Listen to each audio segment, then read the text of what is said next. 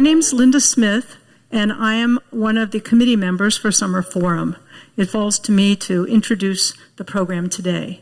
But before I do, I think because we're a Unitarian church together, it's incumbent upon me to say a little something about the assassination attempt that occurred yesterday. This violates so many of our basic principles: the inherent worth and dignity of every person, the belief in the democratic process in society, and the goals of peace, liberty, and justice for all.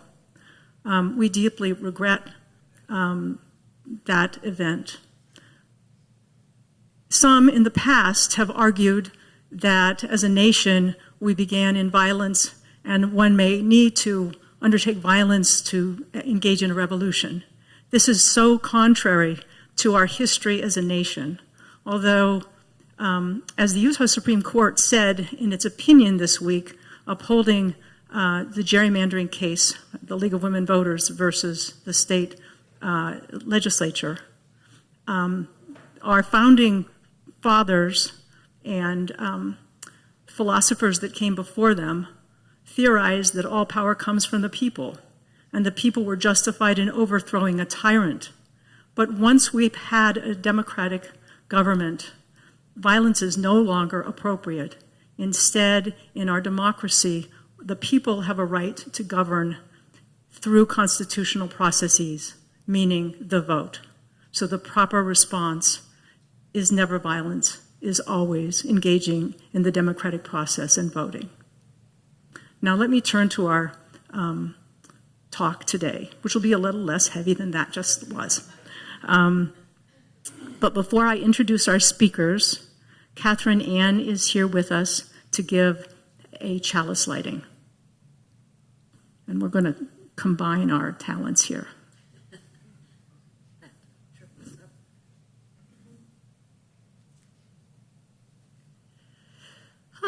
Welcome, everyone, and especially welcome to our speakers today. We're grateful that they've come to talk to us and share with us about the nutritious food that we are trying to serve our neighbors, our unhoused neighbors. Morning coffee, a burrito, and a cig. Nutritious? Nurturing? Yes, but there's more. We know we have caring friends from our Unitarian church community who stand around a large table, assembly type, adding first eggs, then onions and potatoes, ham, cheese, and salsa to tortillas to make our burritos. We've heard they laugh and are happy to prepare our breakfast. Another friend rolls our cigarettes. Others prepare our coffee. A lovely woman, Meredith, checks us all in, and several of our friends haul all of this in and out at the end. We are grateful. We all know and love Bernie and Marita, who envisioned and worked together for years to set the stage for us to come together. So we arrive around 9:30. We see our friends. Hugs for those who want them. Good morning. Hey, how are you, man? Bernie hustling around, encouraging us to challenge our balance. Make bags sail through the air into a hole. Ride a unicycle. Balance on stilts. Here we are, and there is more. At 10 o'clock, we come together silently, I'd say reverently, for Tai Chi, another form of balance and exchange of energies. We encourage each other, sometimes release stored memories of bad experiences, learn about ways to manage our lives better. We come together. And in the experience of sharing food, companionship, a bit of a challenge, lies another definition of nourishment. And as we light the chalice this morning, we are so grateful.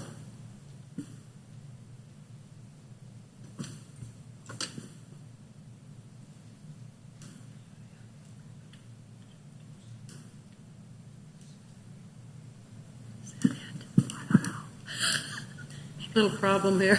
Maybe we'll try with, maybe we should try matches. No, there we go. It was a combined effort.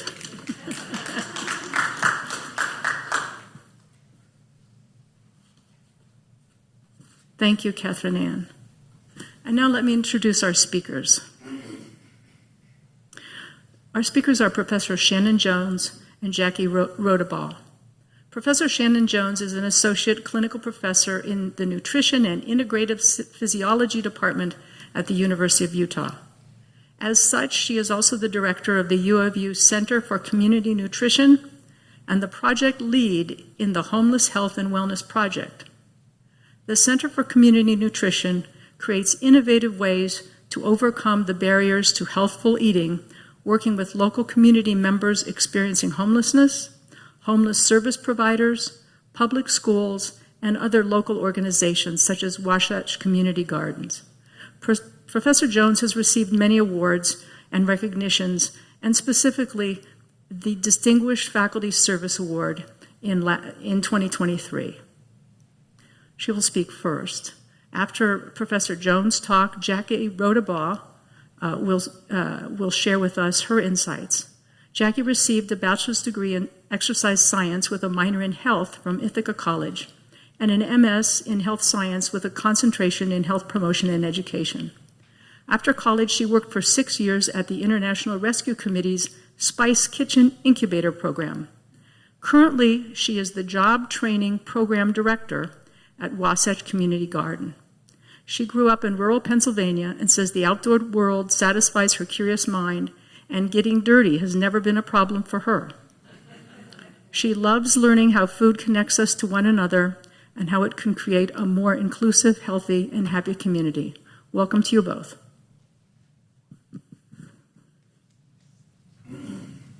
Thank you. Thank you so much for inviting us and having us here to be able to discuss some of the work that we do and the collaborations that we have with local community members. And if Tristan, I could have you pull this up, that would be great. Thank you so much. And the reason that we titled our talks today, Delivering Nutrition Security to People Experiencing Homelessness and Collaborating with those homelessness experts, is that we don't try to come in and tell folks who are experiencing homelessness what their problems are and the ways to find solution to those. We try to specifically use community-based participatory research so that we work alongside those who are experiencing homelessness to self-define the problems that they have and to try to co-create solutions to those.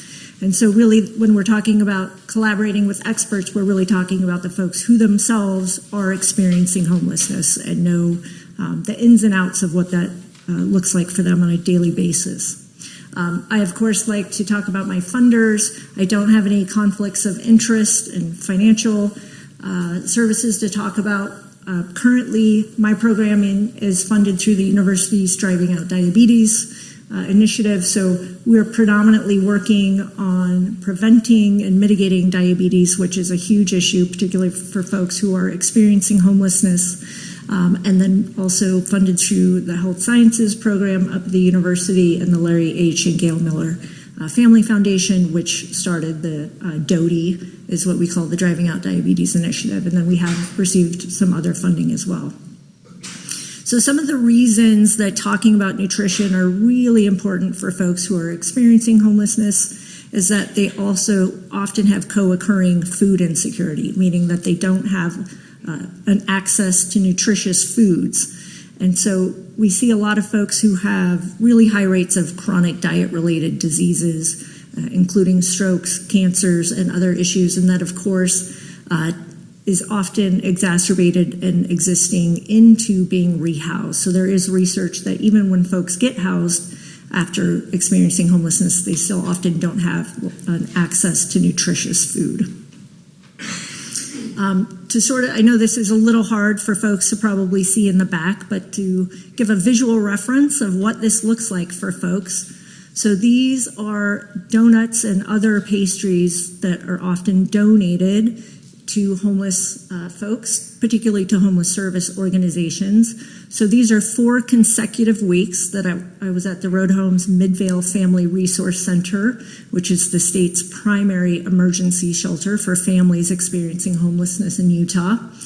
And so these were well-meaning folks in the community who were trying to ensure that folks hopefully have something fun and exciting to give to their children, ensuring that we have minimized our food waste. But this often then co-occurs with the produce donations. So these are the same 4 weeks. These are the perishable produce fridges at the Midvale shelter. So we had blue cheese containers. The week that it looks full, that's all white cake. And then the other weeks, again, we had little to no produce that was donated. So the contrast of what people have access to versus what they actually often need. And we try not to shame anyone. We try not to moralize food choices. So if people want a donut, that's absolutely fantastic. We have no issues with that. It's that folks sometimes want a choice. So if a donut is the only thing that they're able to serve their children, in particular for parents, that can be really difficult and emotionally charged for them not to have any other options to give their kids. So what we work on is what's called nutrition security, and this is really trying to make sure that people have access to the nutrients that they need to live healthy, active lives and to hopefully prevent diseases. And we see that particularly in marginalized and racialized communities, even when they're housed, they tend to have much higher rates of food insecurity and a lack of access to nutritious foods. So it's of course compounded for those folks who also are overrepresented in homeless populations. So we were working with particularly the Midvale Family Resource Center, trying to provide healthy food as much as we could prior to COVID. And then when COVID hit, we of course had to shift. We weren't allowed, for very good reason, to enter the shelter.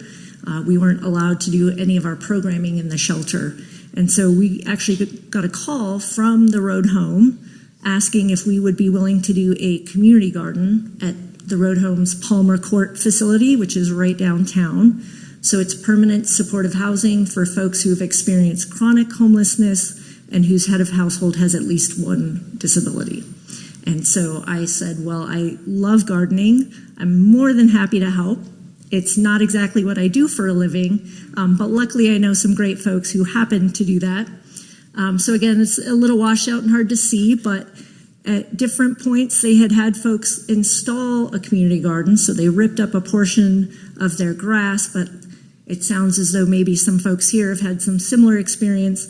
When you're asking folks to donate their time to maintain a garden, sometimes you get busy, you forget when it's 105, 106 degrees outside, you maybe don't want to be out there weeding, so it would often fall into disrepair.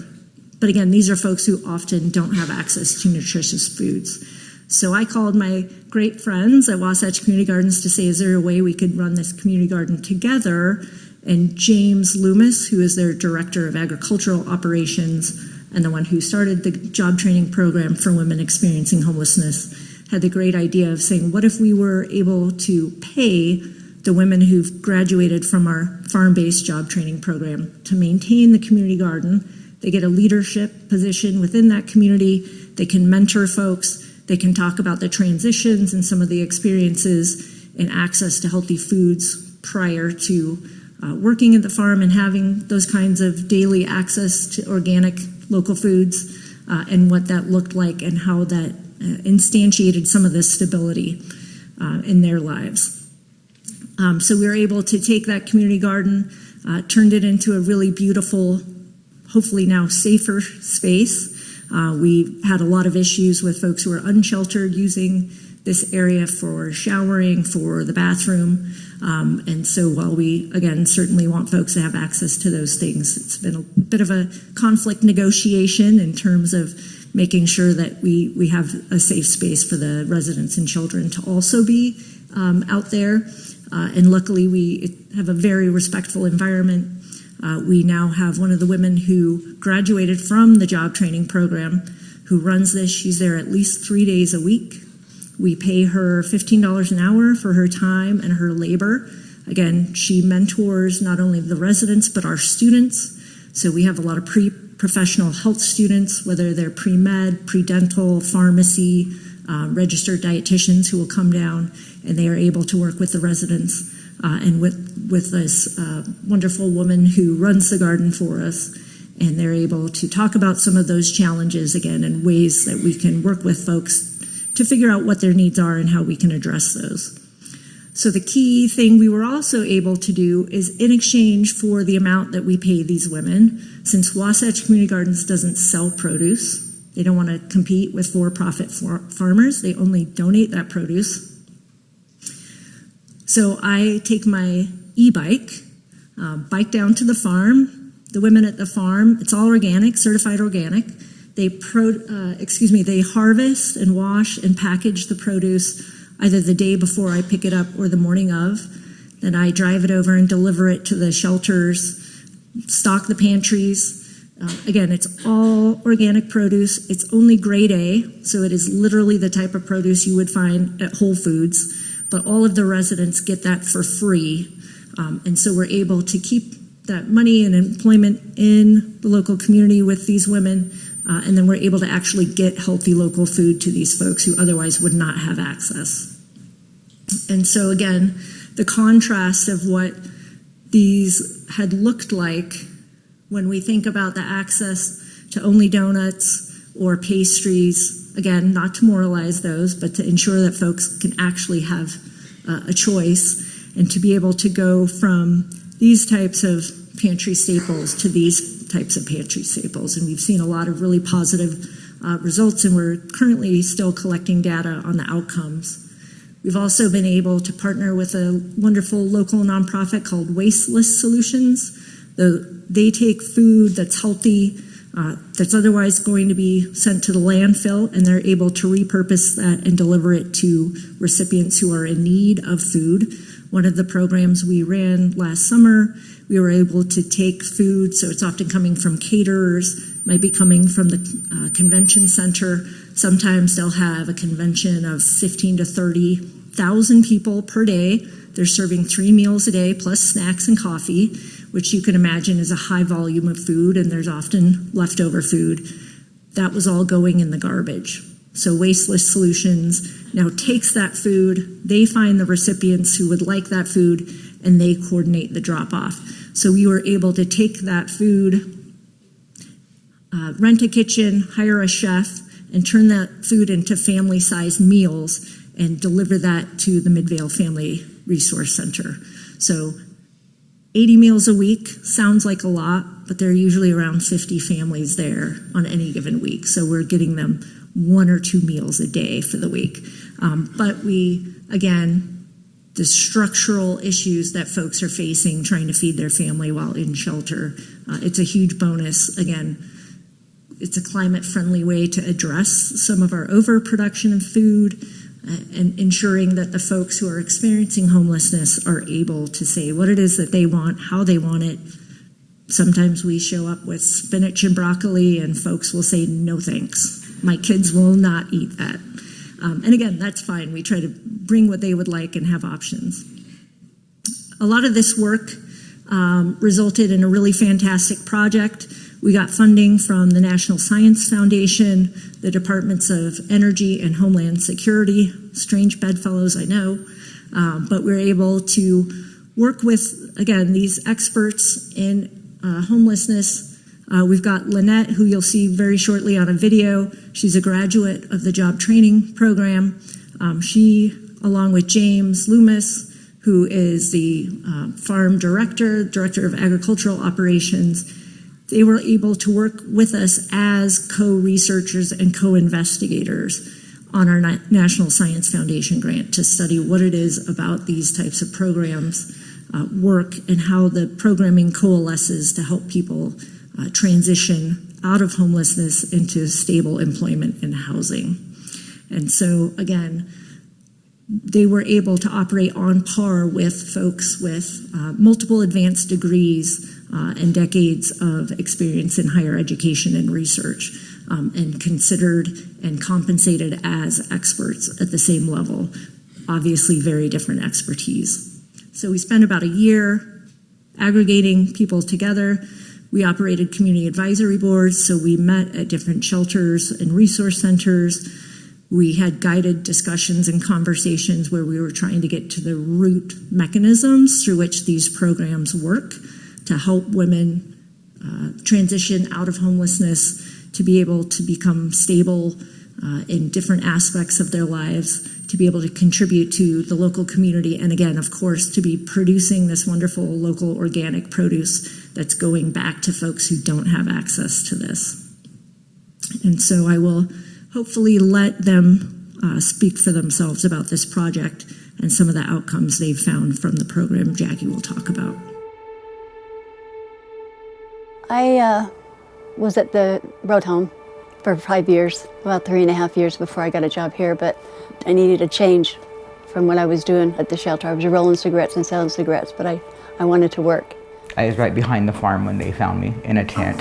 Yeah, oh, so. Wow. Did you just kind of come to the farm one day or here? No, Courtney walked around and she said, will you just give me 5 minutes of your time, just come in here and just look at this program we have. My case manager said they're interviewing for Wasatch Community Gardens, and you can go over there if you'd like to interview. And at the time had my dog, Eddie. Eddie came with me from day one here. I started back in 2017. My first job was pulling weeds, really long weeds over in the corner over there. It's your responsibility to take care of them roles, and you have to be there to take care of them. You just know that once you start growing something, you have to finish that. What we do better than anything else really is we provide a safe, beautiful, and productive space for women who are coming out of difficult situations, often unsheltered or living in the shelter, and give them that opportunity to ground out, rediscover their sense of personal power, and then we can cultivate that spark to where they've restored their mojo, for lack of a better term. I get goosebumps just even talking about it now because I walked through there and all my burdens stayed at that gate, and I haven't looked back since. It's always been my sanctuary to be here. It's safe, it's kind, the people are wonderful, and you learn and you grow and you're empowered. From there we can work on getting into housing, transitioning into a permanent job, getting back on their feet and getting back into the game. One of the things that we have loved about partnering with Wasatch Community Gardens is that this program is really unique. This is not occurring in other places in the United States. We got a grant through the National Science Foundation. We're looking at housing insecurity, we're looking at climate change, we are looking at the utilization of renewable resources and generating systems that can address all of these in a really complex way. And so part of this project has been to work together to do the basic research to understand from the people who are living in these situations what needs are not being met, and then using that data to put together a plan along with them, co-designing a resource center that's based at Wasatch Community Gardens Farm to make sure that we are bringing those services on site so the resources are centrally located, those systems are integrated, and we're able to work with the folks who are experiencing those unmet needs to define what those needs are and how they can best be met. When I see the lasting and enduring successes that Lynette and many of the other women who have come through the program have, I see an amazing potential for programs like this to provide lasting solutions to homelessness. And I'm excited about this opportunity with the National Science Foundation grant to really understand the fundamentals of how this program works so that we can teach others and replicate this. So being able to collaborate with Wasatch Community Gardens on this project, to be able to work with folks like James and Lynette as co-researchers and co-investigators with the National Science Foundation is really revolutionary and not something that's occurred in science before. It's been a while since I've been unsheltered, but the unsheltered have so much information to give you, and they don't realize that they do. Getting everybody together at those tables, it's really empowering. Knowing that you're going to go out and feed people and that you grew that, it gives you a strong sense of responsibility. To date, the farm has served 83 women, and on average, 80% of those women obtained jobs and housing within 60 days of completing the program. Each year, we send out produce to 2,700 low-income individuals through our community partners who might not otherwise have access to fresh, local produce. And each year we produce over 40,000 vegetable seedlings, which go out in the community to plant over 3,000 gardens to feed our community. When you're homeless, you don't really have a lot of friends. You've got acquaintances, you know. With the family, they're my extended family. The NSF allowed us to co-design a fully integrated farm-based resource hub that we're ready to pilot, evaluate, and then transfer this model to other communities. There's no other program I can even touch on. Start this everywhere, please.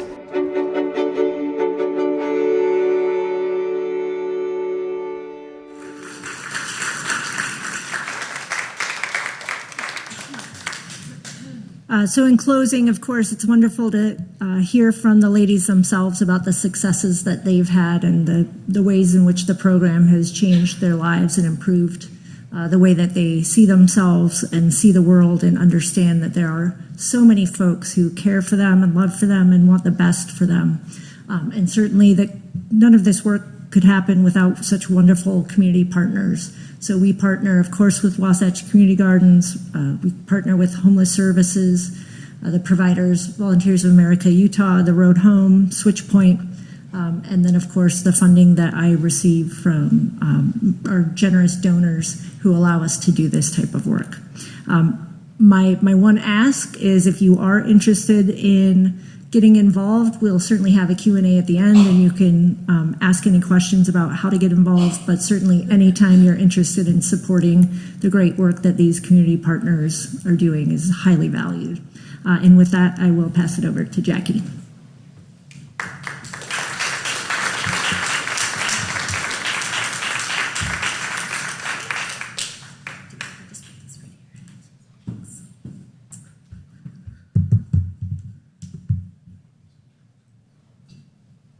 Good morning. My name is Jackie Rodabaugh. As Linda introduced, I'm the Job Training Program Director at Wasatch Community Gardens, and I work very closely with Shannon and many others to ensure that people in the community of all different income levels and accessibility have access to grow and eat healthy, organic, and local food. So before I dive into the job training program, a little bit about Wasatch Community Gardens. You may hear me refer to it as WCG. In the nonprofit world, we like acronyms. And so Wasatch Community Gardens serves about 10,000 plus people in Salt Lake County through a number of different ways that I'll talk about here in just a moment. And, you know, our goal is to ultimately support folks who maybe have lesser access to nutritious food to be able to have greater access. So this slide's a little outdated, but we started with 4 programs here. Our namesake community garden program, we've got about 21 community garden sites through Salt Lake Valley.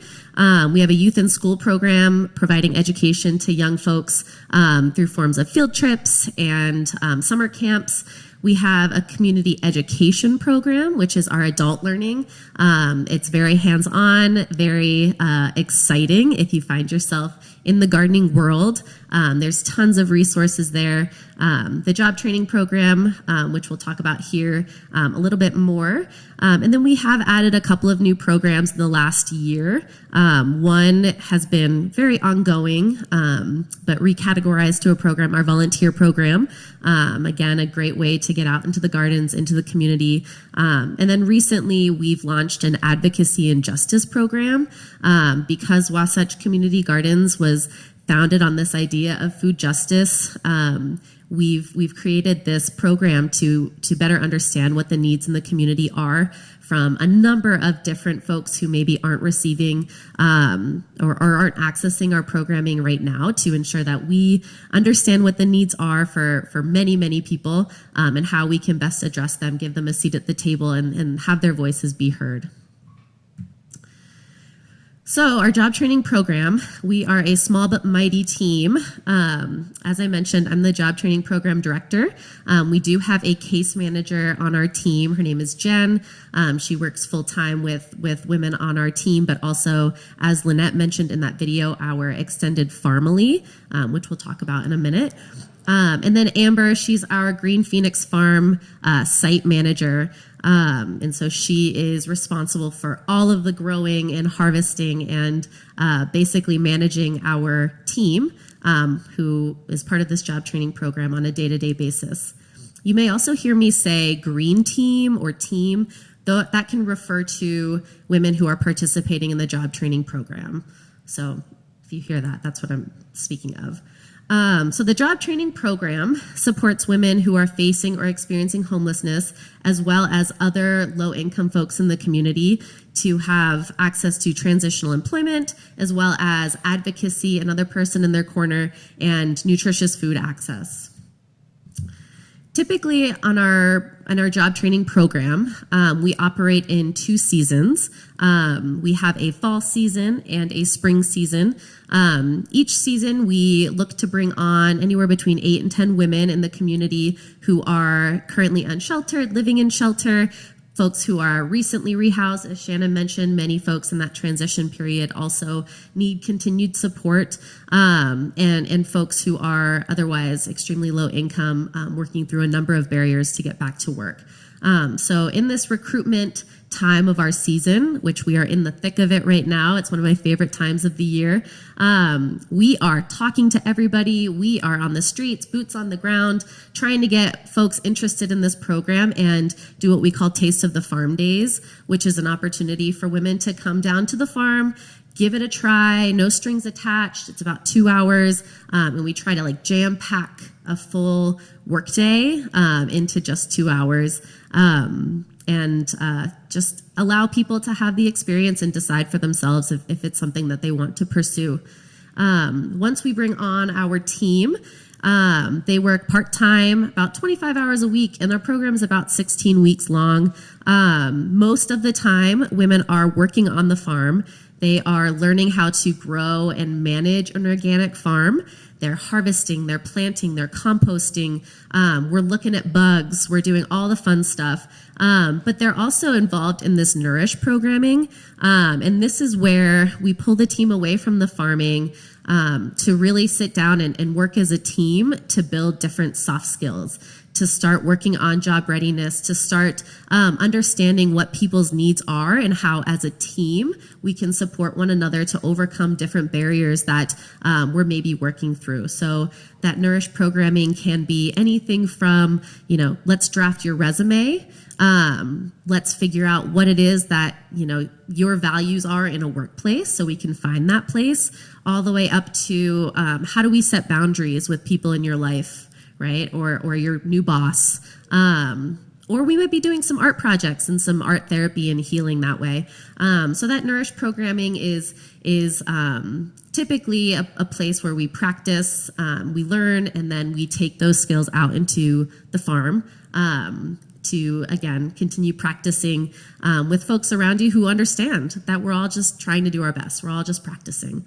Our case manager provides one-on-one advocacy to help folks get over many barriers. That could be applying for food stamps and SNAP benefits, Medicaid. It could be having an extra advocate in court while they're going through different legal battles. And that advocacy role is a big piece that many people are missing, that case management. And even if they have case managers in shelters, those case managers are working so hard with so many people that it helps to have another person right on that case. And then, like I said, we're learning and growing soft skills as well as hard skills, those farm-related activities, how to use certain tools. We have a fun day on the farm that we call Chainsaw Day, and we all learn how to use the chainsaw, and we cut a little tree. And then once we're through the program, we do this transition piece. We have a big celebration at the end of the season. We're also supporting folks in finding the next thing, whether that's a job, whether it's going back to school. Some people are like, whoa, I need a break. I'm tired. I want to keep doing things, but I'm not quite ready for a job, but finding things to continue the joy, right, and to continue working towards their ultimate goal. And then that very last bullet point, COC stands for Continuum of Care.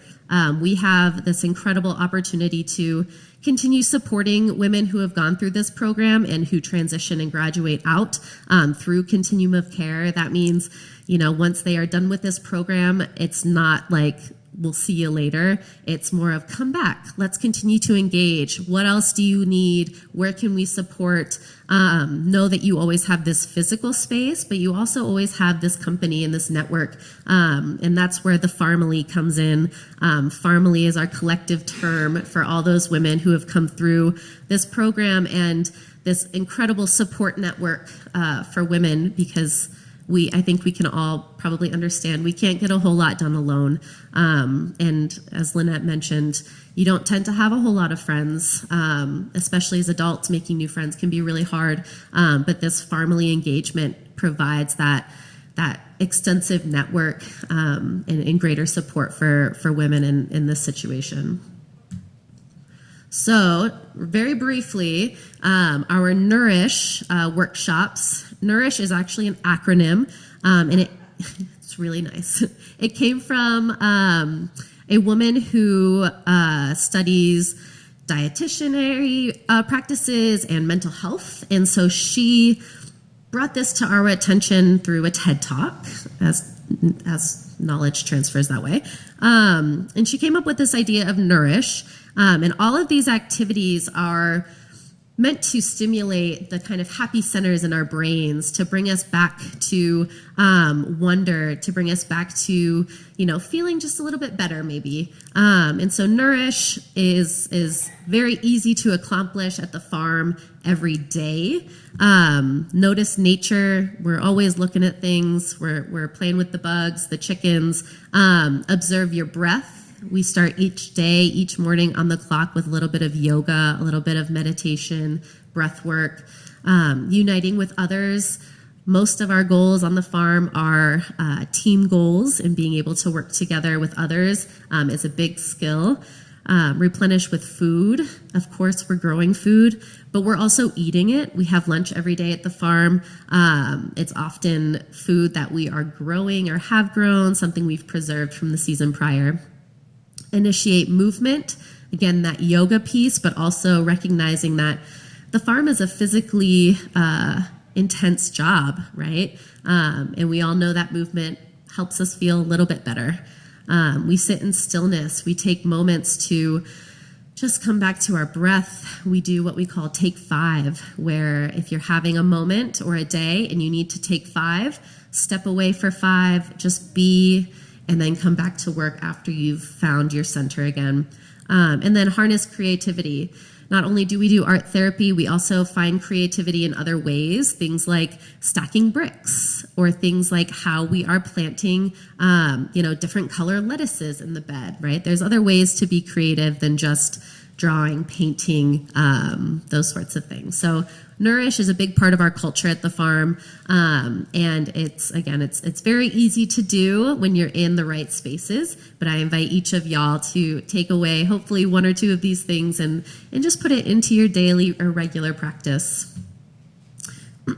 So our job training program works kind of through these 3 different veins, I suppose. So it's employment and skill building. Like I said, it's part-time work. It's transitional, meaning that it's meant to get folks to that next step. We say that we are a bridge, not an island. We're trying to get to the next thing. It's reliable income, which many women who are unsheltered or experiencing homelessness, the income can be hit or miss. We have job readiness training, soft and hard skills, and then being outside is no surprise to anybody that it's naturally therapeutic. It brings us back to our center, and it's also a really cool way for us to get back to kind of that childhood wonder, right? To be curious, to have questions. The job training program also provides this advocacy and access to community, so this support network, not just through staff and through programming, but through that Farmily as well. But trying to get over those barriers that will help to sustain that next thing, that safe housing, that long-term employment, and practicing healthy practices. Connection to additional community resources. We go on field trips. We have guest speakers come into the farm. We want the women on these teams to know how to access resources, know who to talk to, because we may not be the best resource for some things that they need, but there's experts in the community that are.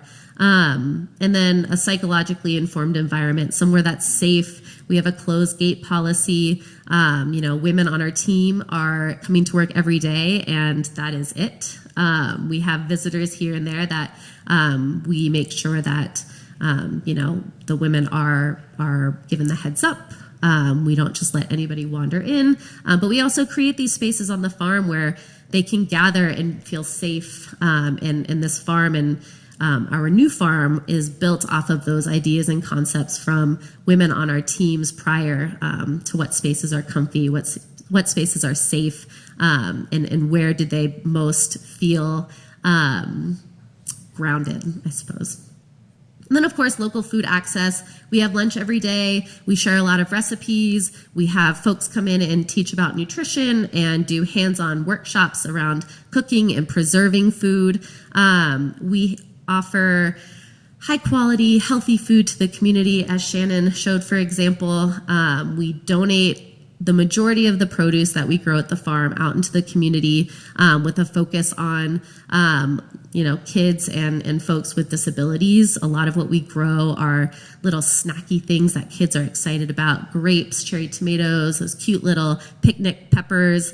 And then all of our seedlings that we grow. James mentioned about 40,000 seedlings. I think we are up to about 45,000 now that we grow and that go out to gardens in the community, but also community gardens where places like Odyssey House or the VOA have community gardens, spaces where people are accessing those gardens in different ways. Some reported benefits from women on our team. We do, at the end of each season, we do verbal and written feedback. We do focus groups with our team that are typically led by another person on our, team, like an intern or a regular volunteer, somebody that the green team trusts, but a place where they can be as honest as possible. And so they've reported that they've got improved physical health and mental health by working at this job and by being to work every day for just those 16 weeks. They have increased vegetable and fruit consumption, which is not just at the farm, but also in their lives outside of work. Improved thought and emotional regulation. They're practicing all of these strategies that they're learning, their soft skills, while also learning from nature and how a lot of these skills work. Increased food knowledge and skills. We preserve, we cook together, we learn about food safety, and that is an incredible skill to have for your next job. And then, of course, women, our goal is to get them housed and employed. Navigating that housing process is incredibly difficult, and there's no really one way best practice to do it. Everybody's situation is different. And same with that job placement. It often takes a lot of other things to go right, and it helps who you know. And so, our goal is to get folks housed in safe housing and employed in a job that they are excited about, that they love, somewhere that meets their needs. So very quickly about the farm. So the Green Phoenix Farm is located just west of the Gateway Mall. And the Green Phoenix Farm is in what we're calling a transplant phase. So our Green Phoenix Farm has been our home base for 8 years now, and we are actively moving the farm, transplanting it to a new farm site in the Glendale neighborhood. If you missed it, there was a beautiful article in the Tribune earlier this week that talks about this transplant. But for now, I'll just refer to the Green Phoenix Farm, and if there's things to ask about that transplant, I can answer those later. So the Green Phoenix Farm and our new farm, it will be certified organic. through the USDA. Those organic standards mean that we don't use any pesticides, herbicide, fungicides. We have extensive notes on what's planted where and for how long and what season. And that, can be a huge difference in the type of produce you receive and what you're consuming. We practice regenerative agriculture practices. The lot that we are at now, the Green Phoenix Farm, was an empty lot full of weeds in 2016, and James has built that up to an incredibly healthy place to grow food, really strong biodiversity in the soil, all that really kind of like nerdy agriculture stuff that we can also dig into if you're interested. We have sustainable practices, solar power. We use less water than a typical vegetable farm because of how healthy our soil is. And then we of course compost, but we have this thing called the jankyard, where we collect materials that would otherwise go to the landfill, but collect these materials that we can use again. So things like PVC pipe and T-posts and chicken wire, your old nursery pots that maybe you got from Lowe's or Home Depot, places where we can repurpose those things or share them with others in the community who might need supplies. We grow seeds at the farm, and by growing seed, we are stewarding a regionally appropriate variety of food, of produce, something that is resilient here in the Mountain West.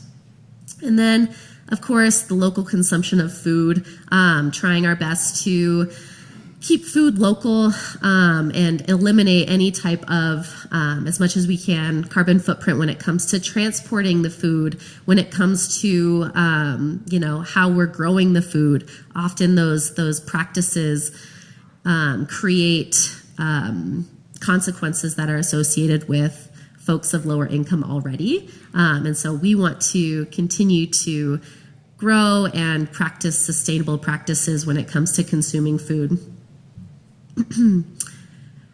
How y'all can support, if that is something that you would like to be involved with.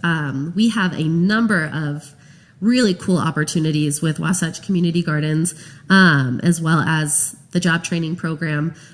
We are always looking for volunteers, extra hands in the gardens, at the farm, right now, especially as we transplant the farm.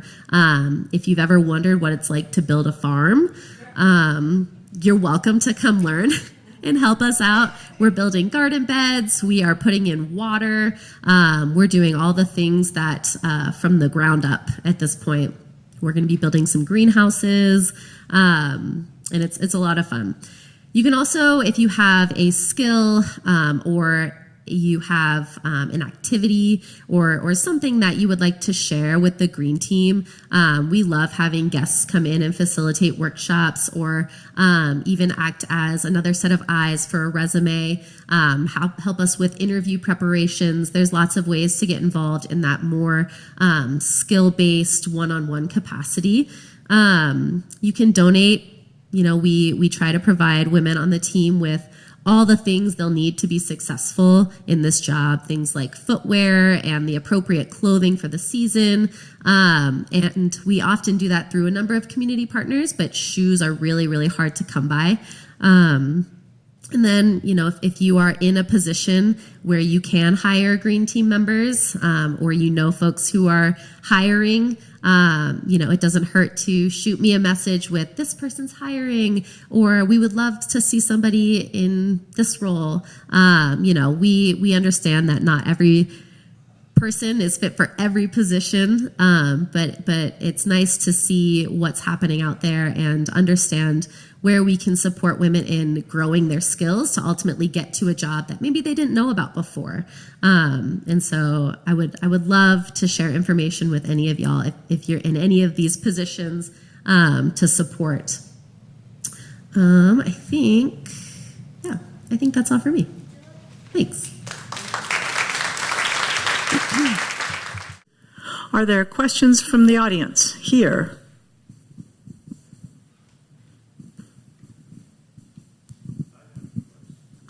I am so impressed. Thank you so much. And the assumption is this is all women, for women. Is there anything comparable going on in the community for men?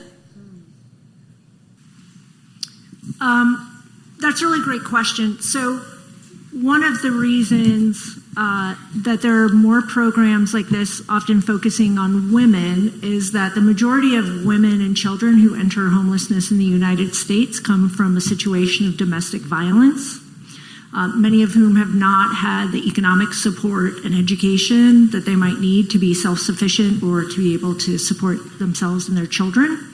And so there are actually more mainstream job supports for men than there are for women. So these types of programming, this type of programming is unique that it's serving women because there already exist many programs for men.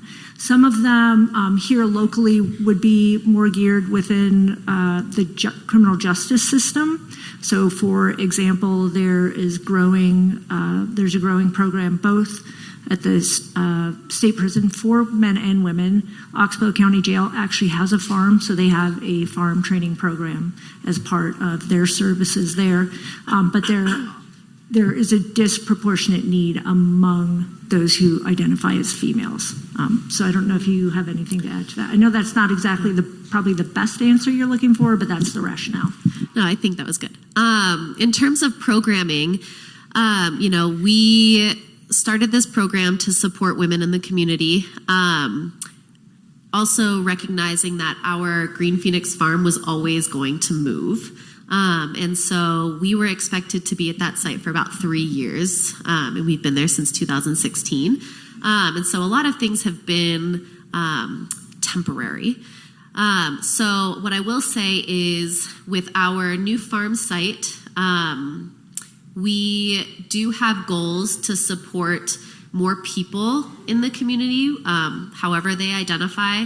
It may not be in this job training program sort of way, but in other ways that kind of faces the public, other ways that men, for example, could be involved in harvesting and having access to food in our farm. We're going to have a food forest that will support folks in the public to come in and be able to, pick food and enjoy it, but also other amenities is our big goal, to be able to support more people in the community just in different ways for now. There's another question up front. Carol. So could you tell us why you are moving the farm and what is going to happen to all this beautiful soil that you've created in the existing place? Great question. So we are moving. We were generously offered the space that we were at the Green Phoenix Farm by the Salt Lake Redevelopment Agency years ago. And they are now ready to do something with it.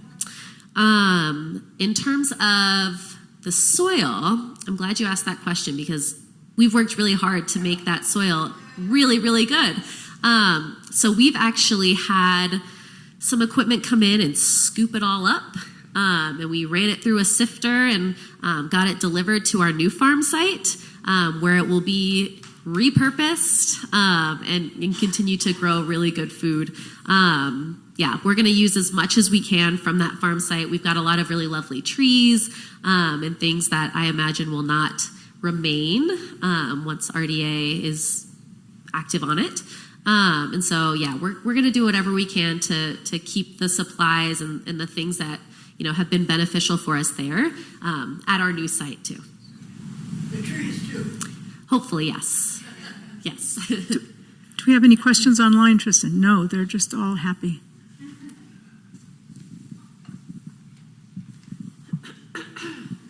Hi, so this is a great program. I was just wondering if you could speak to some of the challenges you have for long-term financial sustainability and what plans that you might have as well.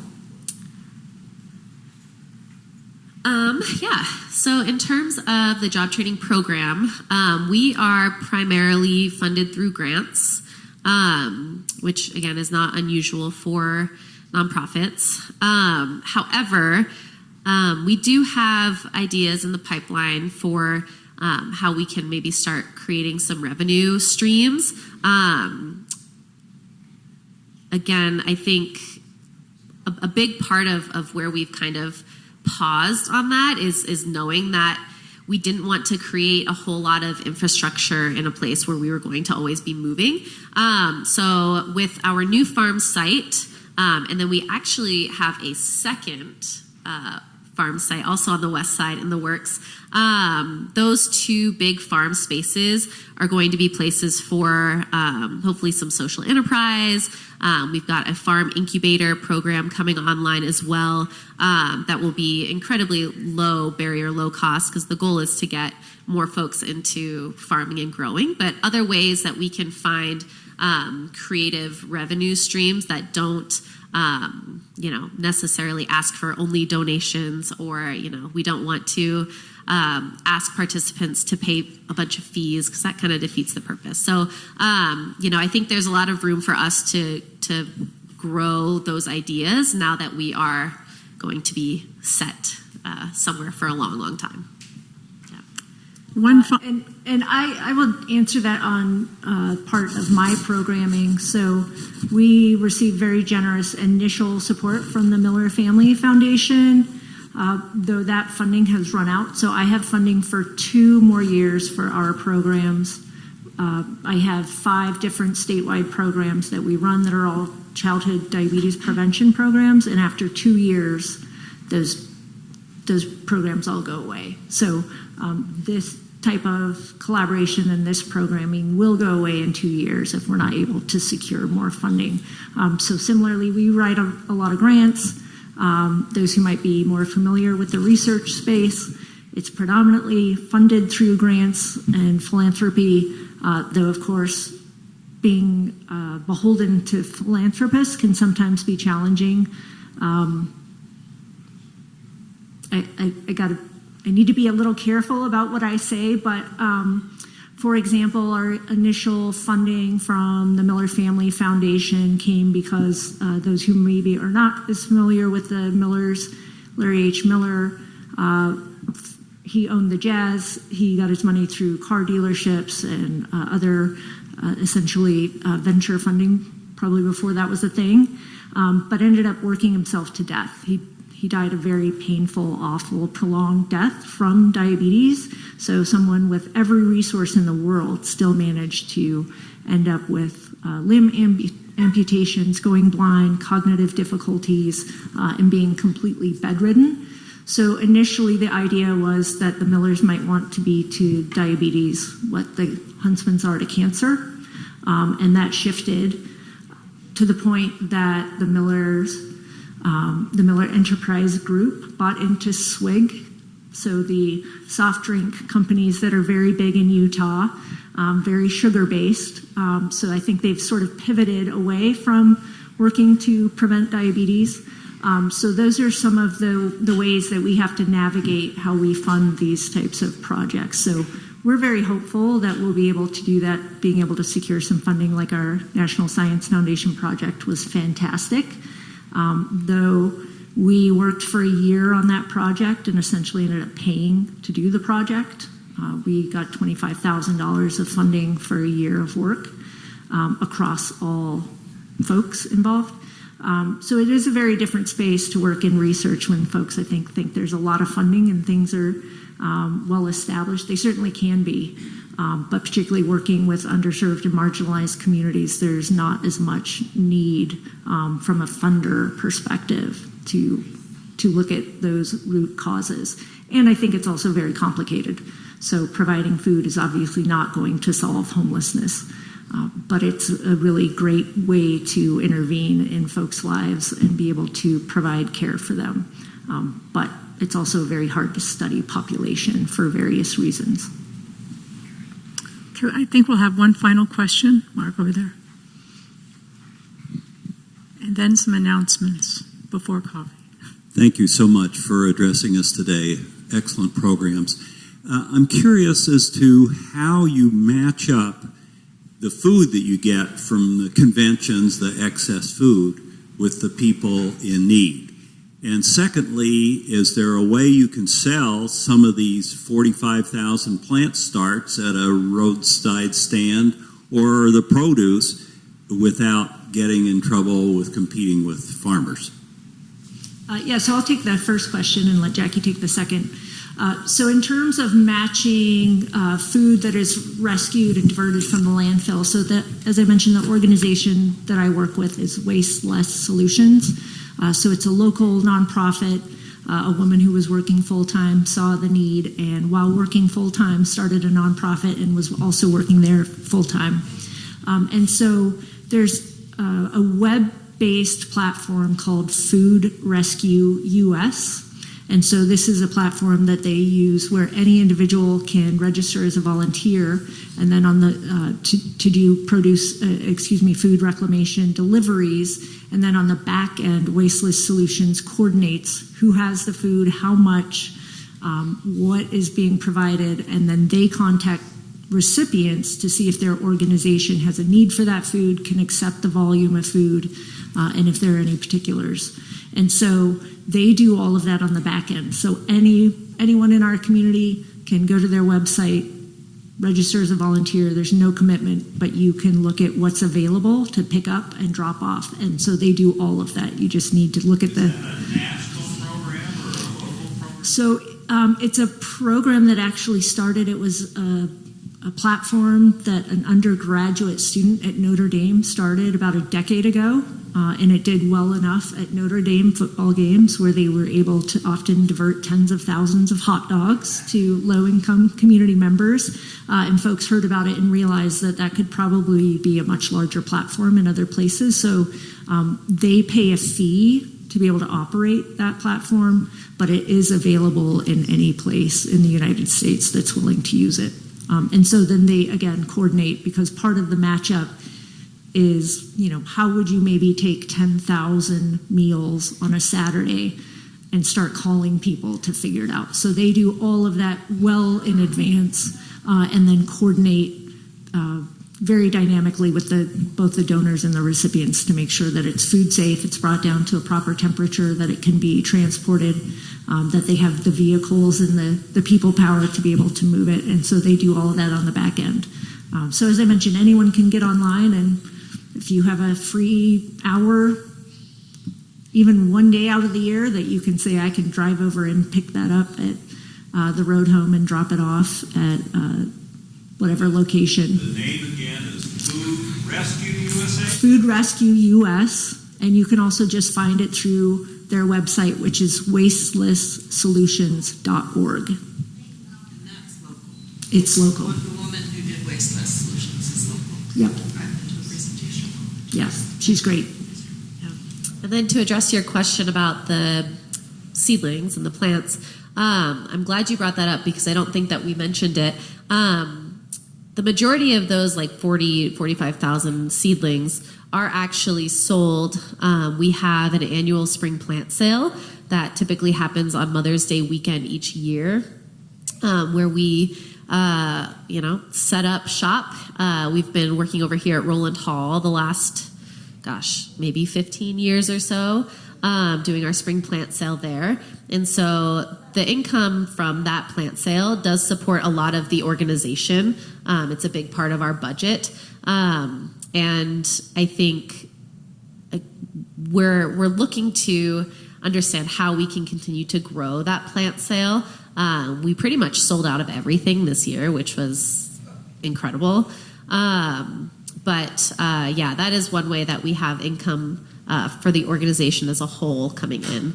And if any of y'all are into gardening, quick plug, Mother's Day weekend every year, spring plant sale, you'll get organically grown seedlings that were grown by the women on our job training program. We also have edible perennials, so berries and grapes and all the things you need to make jams with, herbs, we do it all. So Mother's Day weekend, keep your eyes on that. Thank you. Yeah, thanks. Join with me in thanking our two guests.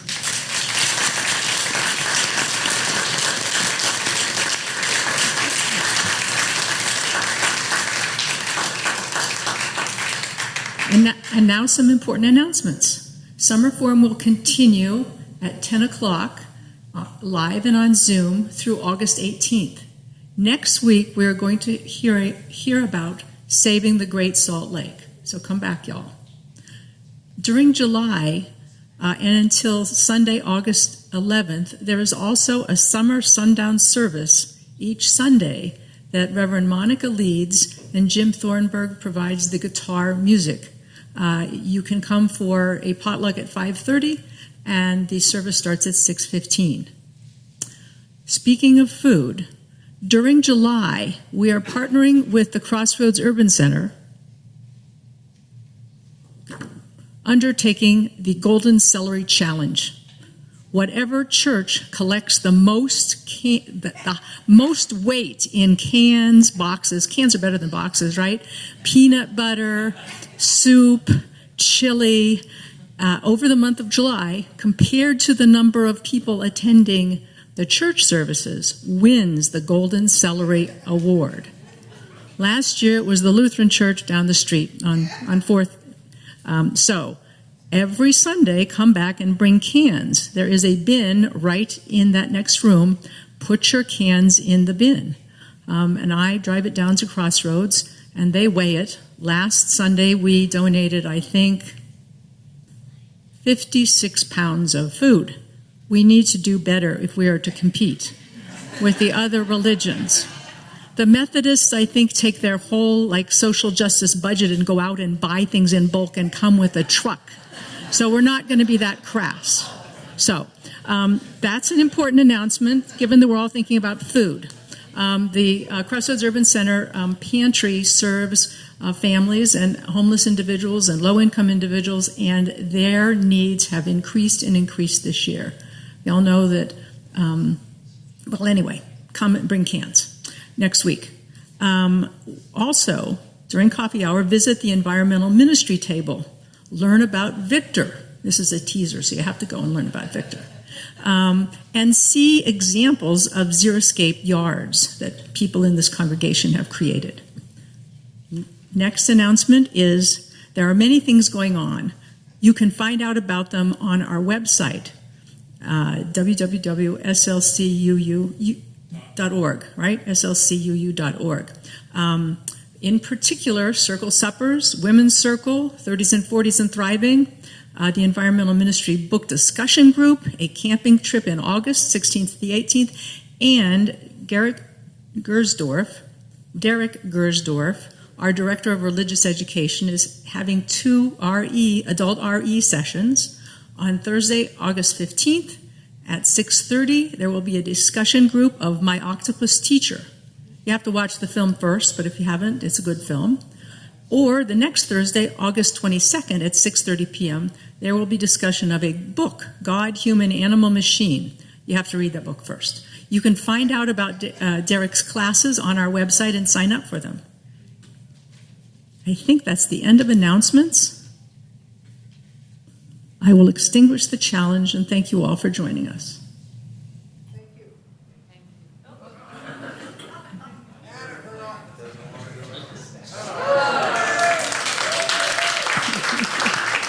Yes, the challenge has been a challenge today. Thank you. Come join us for coffee.